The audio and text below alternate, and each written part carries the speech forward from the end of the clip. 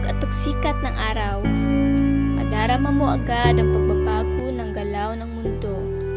Pagiging alisto ng mga estranghero sa paligid at nagmamasid para lamang sa kabutihan ng bawat tao na namumuhay dito sa mundo.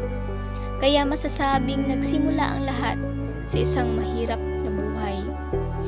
Pagkawala ng pag-asa at tiwala, pagkabalisa sa bagong pulisiya ng pagkatuto, pagkawala at hirap sa paghahanap ng trabaho, pagkakaroon ng gutom at hirap, at dahil ito sa ating nasaksihang pandemya.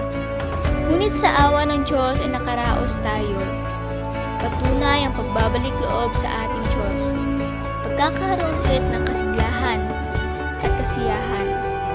Ito